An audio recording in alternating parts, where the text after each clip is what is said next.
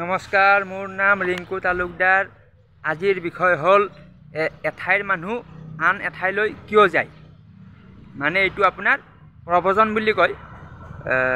এঠাইৰ পৰা আন এঠাইলৈ মানুহ 4টা কাৰণত যায়। তাৰে 1 নম্বৰ কাৰণটো হ'ল, ধৰি লওক নলবাৰীৰ ল'ৰা এজন নলবাৰীত পঢ়া শুনা কৰিলে, তাৰপিছত তেওঁ চাকৰি য'ত পায়, চাকৰি মানে আপোনাৰ শিৱসাগৰত যদি পায়, তেওঁ শিৱসাগৰত গুচি যাব। য'তে পায় তাতে যাব। কাৰণ কিয়, চাকৰিটো মেইন হয়। য'ত চাকৰি পাব তাত দৰমহা পাব।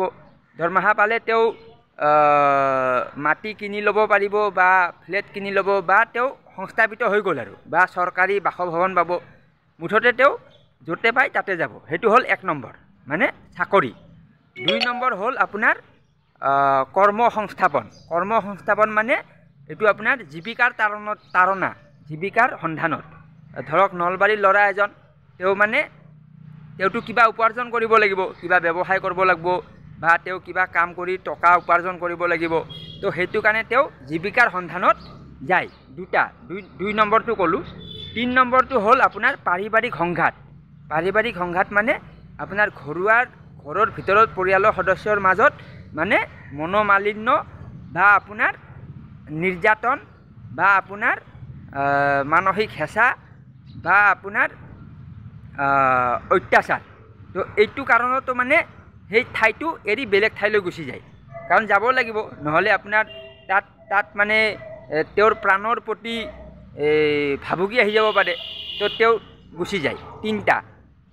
4 নম্বৰটো হ'ল আপোনাৰ ৰাজনৈতিক কাৰণ মানে আপোনাৰ ধৰি লওক আপোনাৰ এঠাইত মানে গোষ্ঠী সংঘৰ্ষ হ'ল। গোষ্ঠী সংঘৰ্ষ মানে আপোনাৰ ধৰক মুছলিমে হিন্দুক মাৰিলে, হিন্দুই মুছলিমক মাৰিলে। তো তেতিয়া মানে কিছুমান মানুহ আপোনাৰ সেই ঠাই এৰি কিনে অন্য ঠাইলৈ গমন কৰে। কাৰণ কিয়, তেওঁৰো সেই প্ৰাণৰ মমতা।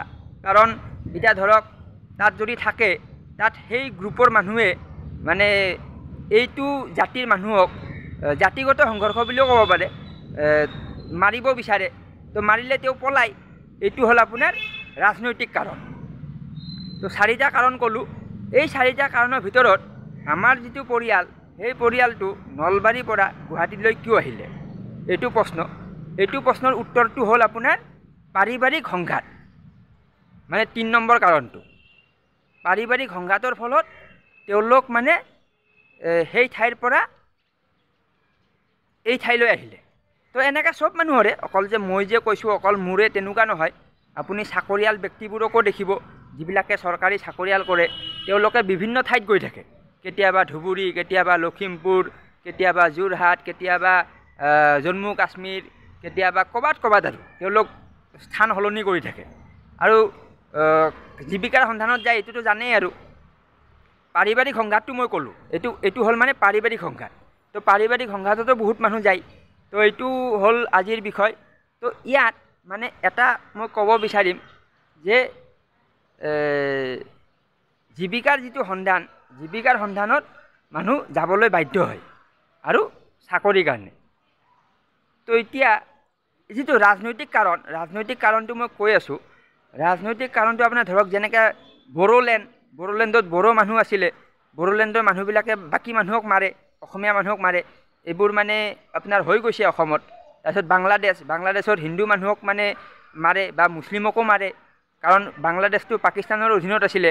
পাকিস্তানৰ আৰ্মিয়ে যিবিলাক বেংগলী মানুহ, সেইবিলাকক পূৰা পিটন দিছিলে, লেংটা কৰি পিটন দিছিলে। তো তেতিয়া সেই মানুহবোৰ পলাইছে। ক'ত পলাইছে? অসমলৈ আহিছে, ৱেষ্ট বেংগললৈ গৈছে, বা বিভিন্ন ঠাইলৈ গৈছে, ত্ৰিপুৰালৈ গৈছে। তো এইটো হ'ল ৰাজনৈতিক কাৰণ। আকৌ পাকিস্তানত যিবোৰ হিন্দু আছিলে, সেইবোৰ পলাই আহিছে। তো এনেকুৱা। তো এই যিটো মানে প্ৰব্ৰজনটো মানে এটা পৃথিৱীৰ ডাঙৰ সমস্যা। এইটো আপোনাৰ বিভিন্ন দেশত আছে। ইখন দেশৰ মানুহ সিখন দেশত যায়। মানে আপোনাৰ যেনেকৈ ৰাছিয়া ইউক্ৰেইনৰ মানুহবোৰ ৰাছিয়াত গুচি গ'ল, কাৰণ পলাই কিনে যায়। তো এনেকৈ বেলেগ দেশৰ মানুহ বেলেগ দেশত যায়। তো বেলেগ ঠাইৰ মানুহ বেলেগ ঠাইত আহে। তো গুৱাহাটীৰ যেতিয়া মই ইতিহাস ক'ম, তেতিয়া আপুনি দেখিব যে গুৱাহাটীত মাত্ৰ খুব বেছি আপোনাৰ 5,000 মান মানুহ আছিলে গুৱাহাটীত। মানে ধৰক গোটেই গুৱাহাটী, উত্তৰ গুৱাহাটী আৰু বৰ্তমানত যিটো গুৱাহাটী, সেই গুৱাহাটীত 5,000 মানুহ। সেই 5,000 মানুহ মানে কিমান পৰিয়াল হ'ব? 5,000 মানুহ মানে আপোনাৰ ধৰি লওক এটা পৰিয়ালত যদি আপোনাৰ, তেতিয়া ডাঙৰ পৰিয়াল আছিলতো, এটা পৰিয়ালত ধৰি লওক আপোনাৰ 20জনকৈ, তো এনেকৈ খুব বেছি আপোনাৰ 500টা পৰিয়াল হ'ব। সেই 500টা পৰিয়ালহে গুৱাহাটীৰ অৰিজিনেল।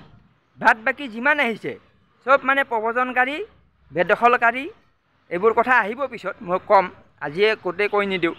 ঠিক আছে, ধন্যবাদ।